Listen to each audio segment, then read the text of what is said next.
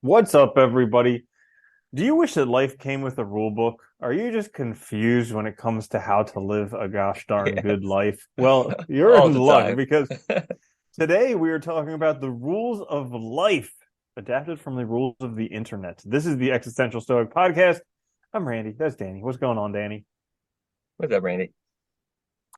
Yeah, so I was reading a book and it recommended the rules of the internet. So I looked up these and they're pretty, and I was reading them, quite entertaining. If Yeah, you they're ever really look for the entertaining. rules of the internet, yeah, check them out.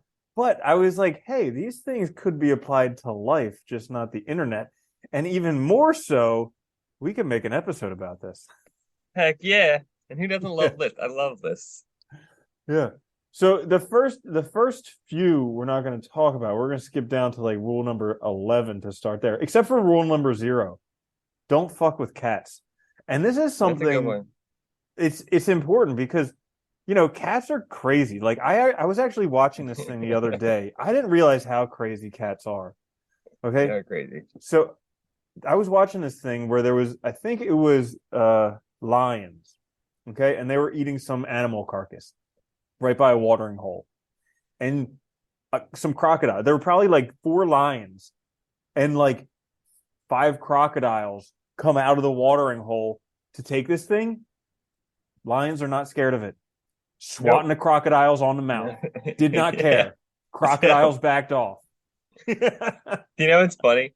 You know what my one cat used to do to me is if I was playing with him, if he didn't get the last hit, he would wait, come around behind me, and bite me in the back. Because he had to get the last hit, and I was like, "You jerk!" And Yeah, he would wait so till I wasn't paying attention. Totally, it was so life funny. lesson. Life lesson. Don't mess Yeah. with cats. Yeah. Oh, God. Yeah. So let's see. I guess we can start with number 11. No matter how much you love debating, keep in mind that no one on the internet debates. Instead, they mock your intelligence as well as your parents. Yeah. How true is that? I think it's 100. You know what's funny? I think with the internet too. I think people like It's almost like people like they think being informed is good, right? Everybody tells you for a good citizen and stuff, and they used to say it all the time with reading newspaper and stuff. But the problem with the internet is you also have a screen and you have anonymity, at least to a certain extent, where you're interacting with a bunch of strangers. So people are so much more willing to just go to that area of being jerks and stuff rather than like they're not, and nobody's really looking for a debate. It's just like, they did a study. I remember, I'll never forget this. I was doing a class on social epistemology, and they did a study where there were the theory was like, well, if you have like a basic understanding of how computers work and you have like a high school level intelligence, you can be a good citizen because you have all this information, right? You can access both sides, you can find out about policies, you can do all this stuff. Except that when they did the study, what they found is 98% of the time, people just look for stuff that reinforces their own views. So it's Mm-hmm. like nobody's really looking to be challenged. No one's looking for a debate. So don't expect the debate either. Yeah, and like Mike Tyson, he was saying he's like, the internet is the only place where you can say whatever you want and not get punched in the mouth. And Yeah, makes it, I mean, he makes a good point. But also, it's it's true. it's very interesting because I just heard somebody who like was very adamant about how they blocked somebody on Facebook because they were arguing about politics, and it's like this thing right here. No matter how much you love debating, keep in mind that no one debates. Like nobody Yeah. cares. All this stuff, they just mock your intelligence, and especially like I grew up at least I heard, you don't talk about sex, religion, and politics. Those are 3 things that you just don't talk about. But apparently nowadays, that's all anybody talks about. Dude, it is. I always heard, what is it? If you don't have anything nice to say, talk about the weather. They Mm, always say. bingo. Yeah. It is a nice day. Yeah. So you want to pick out the next one? Yeah, I actually like what is it? Number 13. Anything you say can and will be turned into something else. Which is a really good because I think this is the other thing of like, you know, if you care about something and you think something has meaning and value, well, it probably does for somebody else and they can flip it. Because all the meaning we have is just made up. We're meaning makers, right? I mean, that's one thing I've Mm. always loved about like existentials and stuff is they really highlight that fact that we are meaning makers. So that's basically one of the fundamental parts of being human is creating meaning in the world, making things meaningful, valuable, and all that. But if we can do it, somebody else can do it and they can flip it really easily, right? It's like there's Ah, always more than one sided thing. So I like that one. That one's interesting. yeah, absolutely. Next one is Don't argue with trolls. It means they win. It makes me think That about is a that good whole one. like Jesus turned the other cheek thing. Like was Yeah. was he onto something? Did they have the internet back then? Who knows? But maybe he saw that. Like it just it's kind of like there was this book that I read, crazy title, I forget the name of it, but it was talking about how everything is just a pendulum. And so like the harder you push against it, the harder it's going to swing back. And it's just the same thing with like arguing with trolls because it feeds more of that energy. And that's just going to, no matter how far you push it, it's just going to come swing back and smack you upside the face. Well, you know what's funny too? I think people forget is like all those people that are trolling too, they're looking for validation. So if you argue with them by default, by interacting with them, by default, you validate what they said. You make it something that gets on you point out that it's getting on your nerves or that it matters to you. You immediately they win immediately because all they're trying to do is egg you on and get you engaged, right? So just don't engage. Like you said, turn the other cheek. That guy was on, he had some good points. There was a He was couple. on to something. I'm surprised he didn't get such a big following, you know? I know. Didn't last very long, right? Yeah. Faded away. Uh, where is it? Oh, the next one I actually like too. The harder you try, the harder you will fail. I actually like this one because I think it is true. Like I think sometimes like that idea of trying, like of like just trying your hardest, trying harder, like you're gonna fail harder too because it comes with it, right? With that greater extent of effort, there's a greater chance of failure. Like if you try to do a higher jump, you can fall more because you're gonna be Mm. higher in the air, right? Kind of thing. Uh, I was looking at it more like don't be a try hard and actually let the stuff come to you. Because like you know how like you can Yeah. try so hard for some stuff and then eventually you just give up and say whatever and then it comes to you and it's like, what? How is this That's possible? like right. That's like the Taoist thing, right? Of working with the flow of the universe, not against it. And when you try really hard, you're usually pushing against reality rather than letting things Hmm. happen as they should. I think that's a good Hmm. one. Yeah. Yeah. So the next one is rule 17. Every win eventually fails. Or every win fails eventually. How about that, huh? You I think like that like one. this whole happily ever after thing is a crock of BS, you know? We've I all like been that one. sold a false bill of goods. And because there is no happily ever after. Like no matter how good things are, eventually it'll fail. Eventually it's a cycle. It'll get bad and then it'll get good and bad and good. Well, it's like everything changes, right? It's that expectation that like if I win or if I have some victory, that'll stay forever. But it doesn't. There's always change, right? Every company that blows up and gets real big, they're gonna crumble one day. Every every good time is gonna be followed by difficulties. We were kicking butt with like fossil fuels and stuff for a long time. Guess what? Now now we have other issues. It's like, stuff happens. It's gonna change. You gotta be prepared for Mm. it. I like that one. Hmm. Um, Oh, I actually like the wait. I actually like number 19. The more you hate it, the stronger it gets. I think that one's actually really, really interesting, which is like again, this idea of validation and meaning. The more you hate something, the more you actively express that hate, the more you get frustrated by it, the more you also just make it something stronger and something that's part of the world.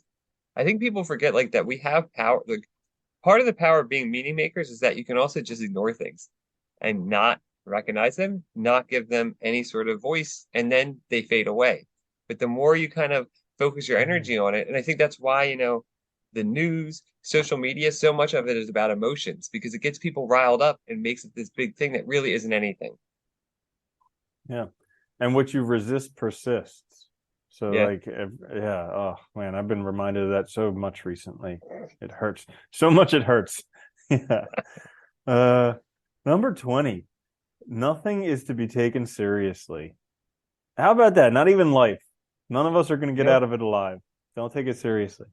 But like, oh, I spend so much of my time taking it seriously because it's a Yeah. serious thing.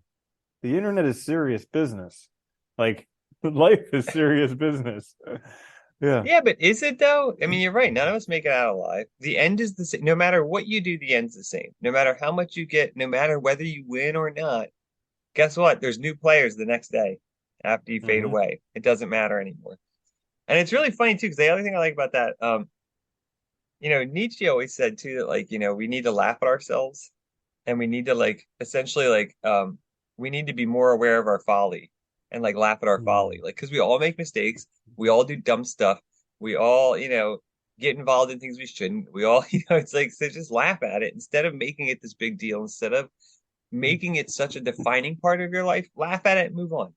Don't take it seriously. It's not worth it. Hmm. It's Hmm. a good one. Um, I do like 29, but we'll talk about that. No, What's talk the about next one? 29, definitely. I think 21 that's an too. important lesson, I think this important is life actually lesson. important. It is. It says on the internet, men are men, women are also men, and kids are undercover FBI agents. I love that one. So, what's Yeah. funny about that? Because like they said, what was it?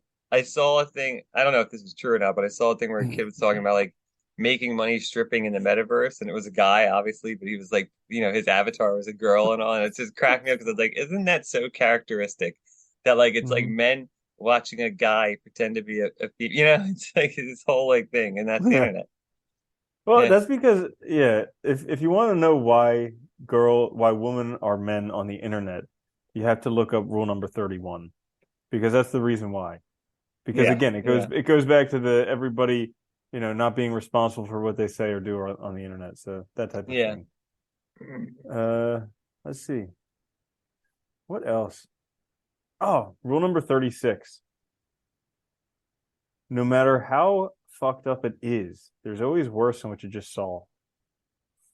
And I think that like in life, that's kind of like one of those lessons that no matter how bad it is, it could always be worse. Like Yeah. that's one of the things that I've been recently when I've been feeling down is like there's these things that come up that are just worse than like I see it and I'm just like, well, that's worse than I feel right now. So, it could be worse.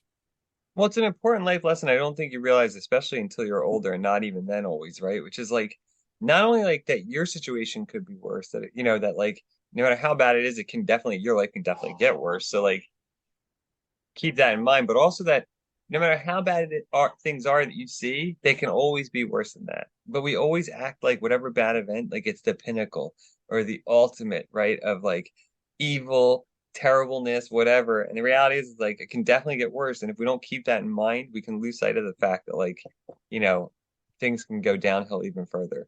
I think that's a good Mm. one, yeah. And also it's a good perspective thing to keep in mind that like, look, this might be bad, but it's not that bad relative to like, other stuff. So yeah, I like that Hmm. one.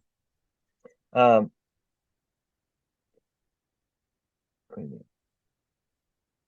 I actually like where was that? Oh, number 42. Nothing is sacred. I actually like Mm. that one because I think this is really important because like we see this all the time in society, especially like where people try and push their moral values on others, people try and push their beliefs on others, and they act like because I think this thing is sacred or I think this thing is important, everybody else has to also think the same. And it's like, no, they don't. We're meaning makers. They absolutely don't have to, nor do they.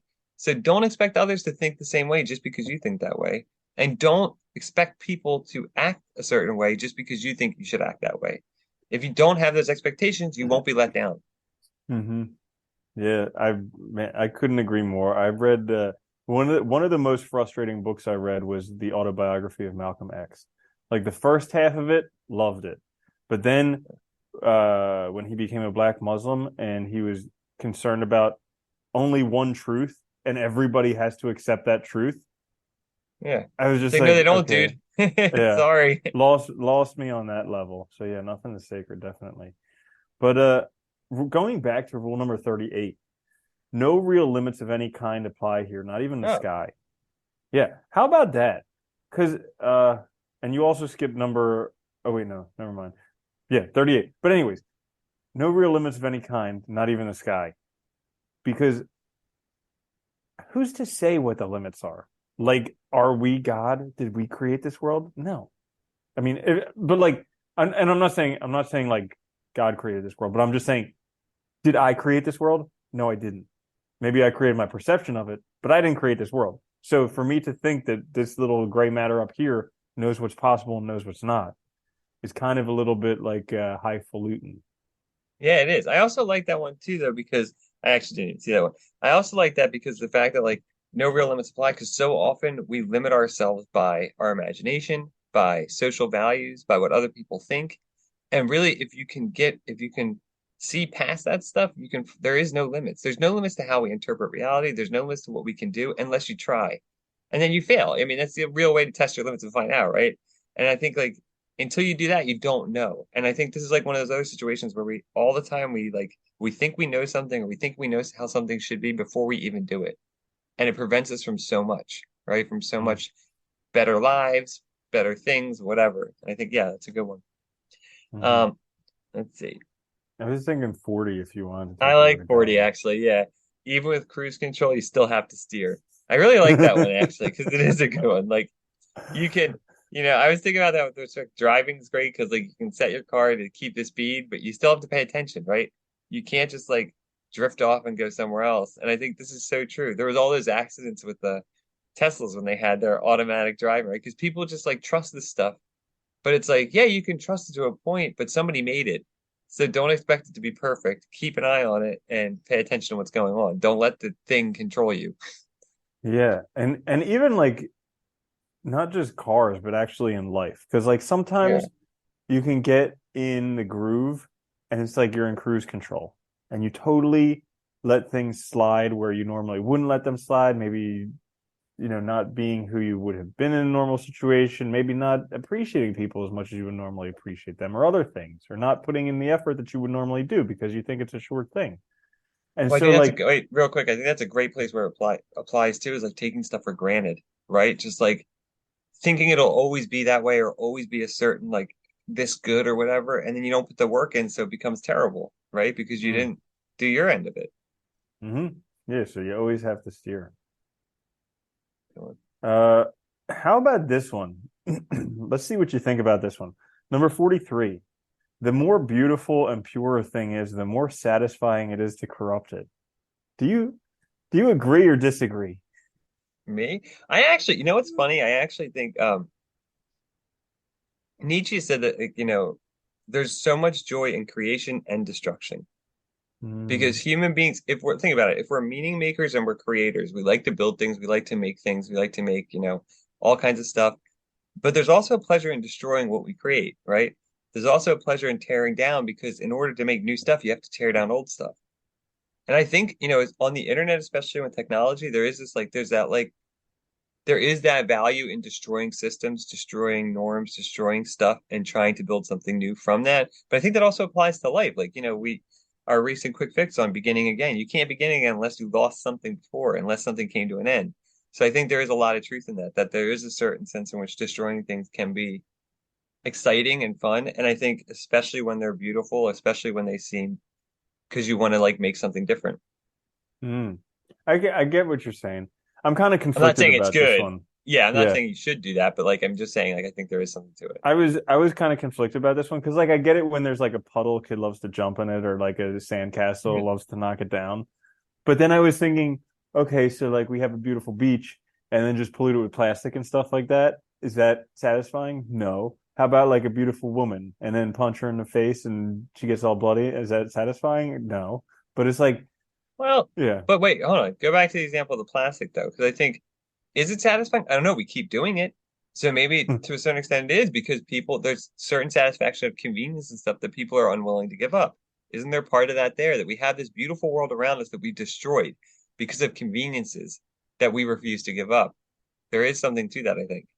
Mm. So maybe we are satisfied by it. Oh. Yeah.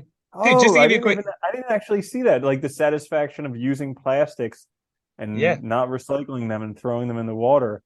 That's more satisfying than the yeah. thing of beauty. Dude, Oh, New Jersey not long ago adopted the no plastic bag thing, and so they have to use reusable bags. And dude, the way people reacted was like hilarious. Like, cause like, and they keep making all these like more durable plastic bags that are super cheap. So now they're ending up in the trash.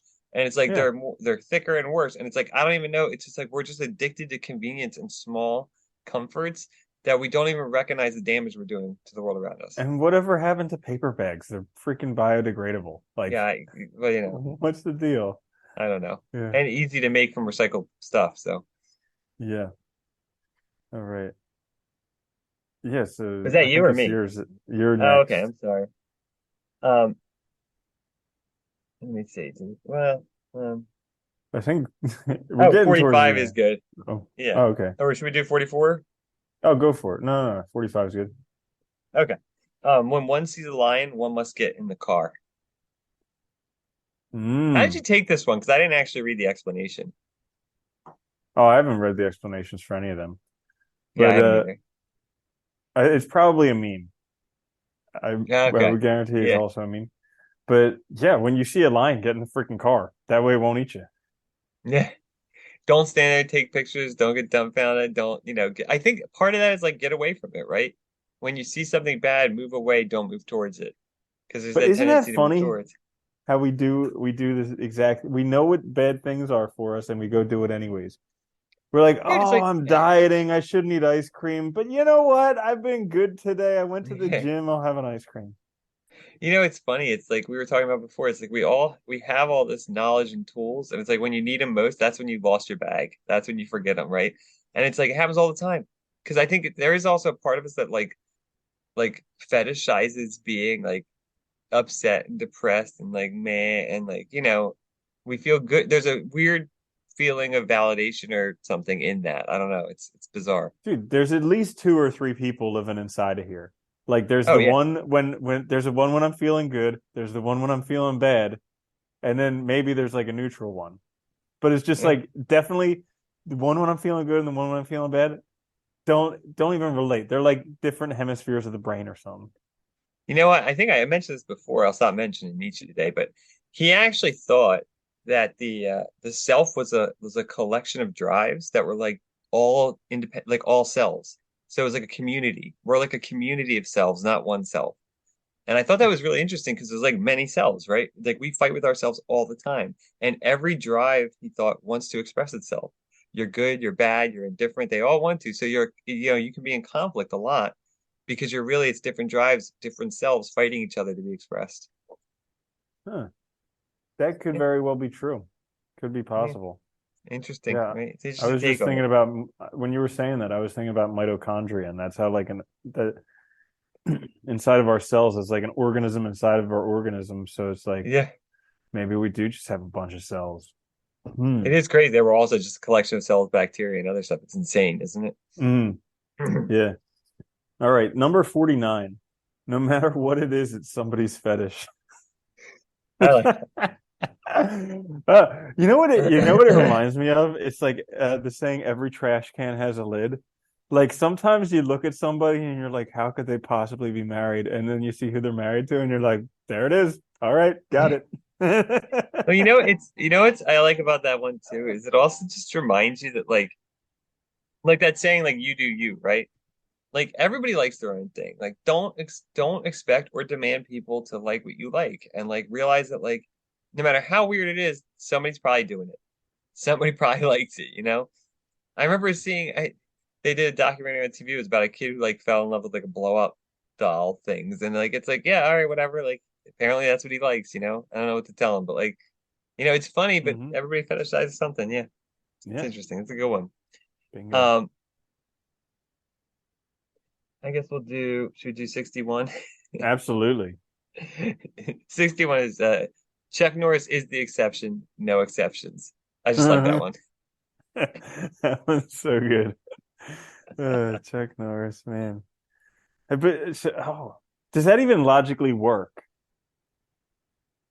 He is Because the it's no exception, no exceptions. exception. Yeah, but he is the exception. Yeah, but if there's no exceptions, then he can't be the exception because there's no exceptions. But So if does it's he not he is, exist then? but if the other way to look at it is if it is just the fact that he is the exception, there's no exceptions to that rule. That could be another way to Uh, look at it. In which case, I guess it works. uh Yeah. No exceptions. So an exception is something outside of the normal. So he would Yeah. be the thing outside of the normal, but then you say there Nobody are no else things is. outside of the normal. So Yeah. Chuck Norris doesn't exist. He's That a could also be the figment of case. our imagination. Or the way we portray Chuck Norris is. The real Chuck Norris Yeah, is not that Chuck Norris, maybe. I don't know. That could work yeah, too. yeah. All right. 62. It has been cracked and pirated. You can find anything if you look long enough. This is actually interesting today. I heard some guy at a coffee shop saying that a library is just like a pirated bookstore. He's like, all the books are free. What? And I never even thought of it like that before. And I was like, yeah, how about that? So you can go take pirated books, no problem. But music, movies, all that stuff, there's a Eh, problem. yeah, but they do pay for it with taxpayer money. They also Uh, pay a lot. Libraries pay more than you pay for a book. Did you know that? I actually did not know that.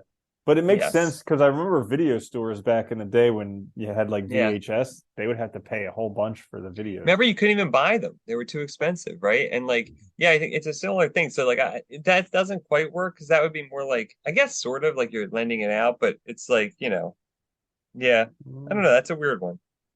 Okay, so anyways, if it's not related to that, yeah, you Okay. can find anything for free. But I would also say like don't look a gift horse in the mouth and Yeah. with that free and pirated stuff because who knows? Well, you never know what comes along with it, right? Mm-hmm. That's the other problem too, I think that people forget. Like you see free stuff, it seems appealing, but you never know what the catch is. So always look for that Mm-hmm. too. Yeah. Yeah. Um, I kind of like 63. Do you read it? Go for it. Yeah. For every given male character, there is a female version of that character and vice versa, and there is always porn of that character. I Dude, you like know that. it. Guilty back when I was playing, what was it? What was that game? World of Nuts. I Warcraft? forget.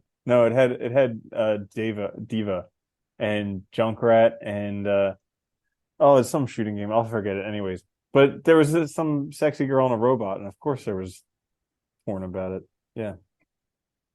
They're always. I also like the idea that for every given male character, there's a female version of it. You know, I think that's true Mm, too. yeah. It kind of reminds me, okay, so maybe like that whole concept of soulmates. There was some book that I was reading. It would like answer create it was this guy who was a physicist and he would answer these outlandish questions like do you think when people only have one soulmate, and he was like, well, let's take a look at the chance of this actually happening. And he's like, if we make two lines and we assume just for this experiment that soulmates are men and women, granted they're not, but we Yeah. assume that they are just to make it easy so we can make two lines and everybody fits into the male and female gender role. Okay. And then we have people going across, like shaking hands very, very quickly. If that was to happen, it would take like an inordinate amount of lifetimes in order to find your soulmate. Yeah, because Just there's like so randomly. many billions of people. Yeah. Yeah. Yeah. Yeah. So based on that, he said, no, you have to have more than one soulmate or else you'd never find him. You know what I also like about this one too is that it's these I like how so many of these challenge our ideas about what's normal or norms. Because like we've seen that challenge society, we constantly are reminded by norms being challenged because people want to live differently and they don't fit into those norms. And like so many people resist, and it's like it's so funny that they constantly resist. It's like, why? Just because you think something should be a certain way, it doesn't mean there's not another version of it. It doesn't mean that there's not another Mm, way of looking at it, and it doesn't mean there's not another way of being. So just let it be because there's probably another variation of it. It doesn't have to mm. fit your model to exist, right? Yeah, but we're all the most important person in the Here we universe. are. Yeah. I Well, because was it's saying that my to myself. I was saying that to myself this week. I was like, "Who made me king?" Like, like some well, of your these eyes. thoughts that come on in It's here. it's Yeah. it's the fact that you're the subject. Oh It my feels gosh. like you're the main character of this narrative. You just don't see Yeah. all the other narratives playing out, so it's hard to tell that there's other stories. Oh my gosh. Some of the things that go on You in know here, what? I'm just like, man, who made me Well, king? I forget what the study was, but they found, most people you go. I'll just use an example of a class. You go into a classroom, you sit down, right? There's all these other people around you, but not each individual person doesn't look at other people as having an entire inner life, consciousness, and life outside of that. They just look at them as like these are the people that are here when I'm here, but this is my world, right? This is my story. So they're all just kind of like extras. And they forget that like all those people have their own lives, their own beliefs, their own values, their own partners, their own struggles, whatever. It's easy to forget that. And I think it's a good thing to remind yourself of. Hmm. That is a good point. Jeez, wow. Dropping a knowledge bomb towards the end for those Boom. people who hung around. Yeah. Yeah, I hope I they just got did. I just got smacked with it. Yeah. So I think that'll about make it towards the end. Rule Yeah. 77, the internet makes you stupid. Agreed Yes. wholeheartedly, 100%. And it's so crazy because it can make you smarter too, but I just think due to humans' inherent laziness, it just makes us stupider. I think it makes it stupider too because, like we said, you just look for stuff that verifies your own thing, or you just waste time in like a hole of just nonsense that has nothing. Like that's it. It's like that's the funny thing with it. Like I love stories, like I do. I love reading. I love good movies and stuff to like tell a story and shows. And I think one of the biggest problems too is like so much of the internet, like there's not even that there. It's just random nonsense, which can be fun. Don't get me wrong, but like you don't want to just like, but you can waste hours doing that. It's just like, or you get in these arguments for no reason with people you don't even know, or that don't even matter. It's like all these. I think all these rules affirm that. Like that Hmm. final one, it's a really good one that like it just does make you stupid sometimes. You gotta watch out Yeah. for it. Yeah, you gotta, and it's crazy too because so like Or how many yes, people have been tricked by the Nigerian bank or whatever? dude, Like, totally. And so like the internet can make some people's lives better, and it probably makes a lot of people's lives better.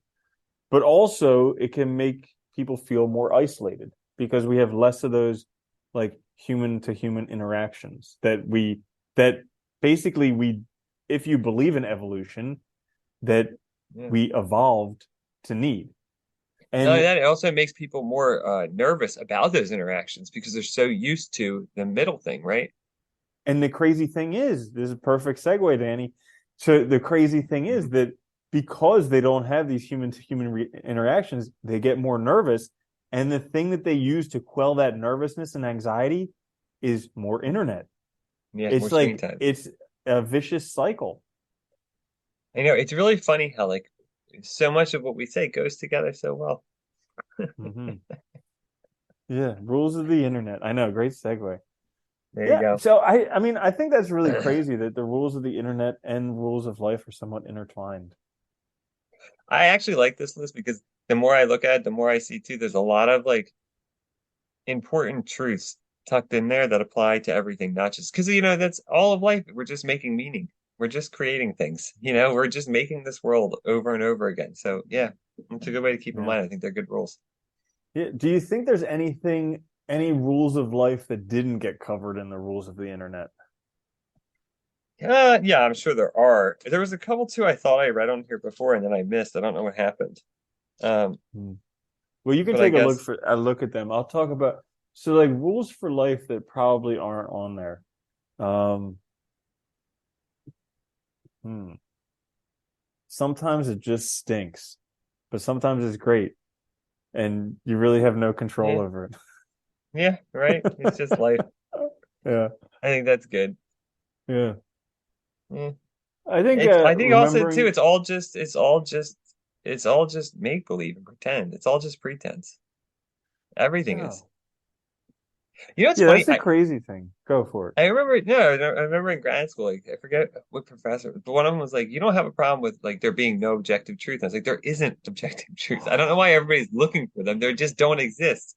It's just a bunch of animals making things up. And that's fine. There's nothing wrong with that, but just admit that don't let it take you into a place where you think it's absolute. That's not a good place to be? Hmm. Well, it's like it's crazy that you mention it is a dream because all these enlightened people, that's the exact metaphor they say that it is a dream. Yeah. And it's like, we have no problem waking up from dreams at night, but like this dream, pretty persistent dream. We just refuse. Mm, yeah. All right. Well, anyways, the rules of the internet and the rules of life in one. Now you've got it all Yeah. figured out, nothing more to worry about. You have every answer to everything you could ever need. And Yeah. and you have the only exception too, Chuck Norris. So that's all for today's Like that. episode of the Existential Stoic podcast. Make sure to Yeah. check us out on YouTube, also where you get your podcasts. I'm Randy. That's Danny. I'll see you later, Danny. Later, Randy.